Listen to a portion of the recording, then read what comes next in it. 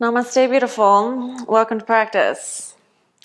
Today we're going to be covering Sirsasana B, the version that means that we are in a pike headstand.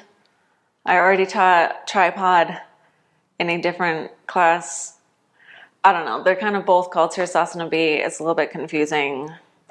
Anyway, so we do this in Ashtanga, right, in the finishing series. So toward the end, we go up into our classic headstand and then we come down into the pike position.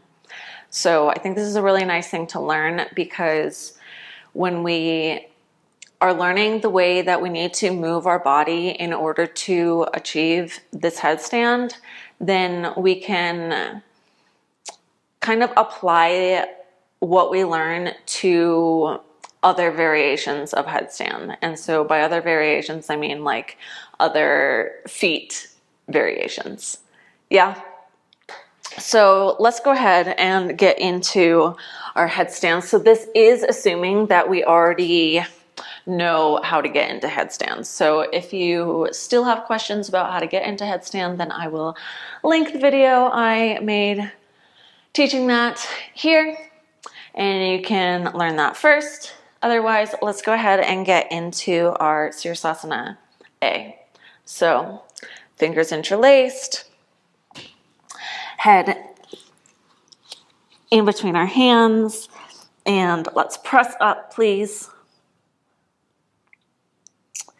All right, so from here, what we're gonna do is first we're gonna flex the feet. I find that is helpful, kind of like sets the direction, I guess. And so then from here, as we move our feet down toward the floor, we're also going to be moving our butt backwards and putting an arch in our back. So a lot of times what makes it seem like this is impossible is we're forgetting the part where we arch the back here.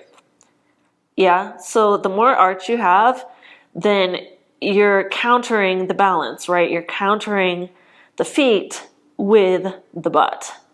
Yeah? And so I like to kind of go such that if I'm looking straight, I can see my feet pretty well in my kind of peripheral. It might feel like your feet are down too far.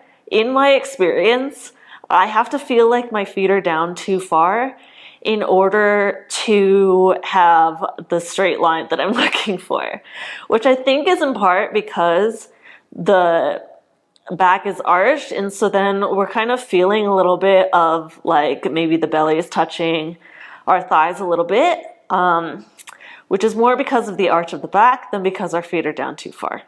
Yeah? So that's pretty much it. So basically, let's go back into our Sirsasana A, and then let's go ahead and gently bring the feet down toward the floor. Yeah, so I feel like the number one thing is, like I said, to be remembering to put that arch in the back and to be really paying attention to how much of an arch you need to put and to really that counterbalancing between the feet and the butt, right? Because like, yeah, of course, if we're just bringing our feet down and we're not putting that arch in the back, then we're going to topple over, or it's going to be a lot on the abs and probably on other parts of the body, right? So for a long time, to be honest, I didn't realize that I needed to put my arch in the back, and I thought you weren't supposed to. And so I was like, oh my gosh, why is this so hard? And then I went to an Ashtanga class and I asked the instructor, I was like, am I supposed to arch my back? And he's like, yeah. I'm like, oh. And then, yeah, that unlocked it for me. So that was basically all I really wanted to teach. So hopefully that was helpful if you had questions about it. Thank you for being here with me for allowing me to guide you with so much love.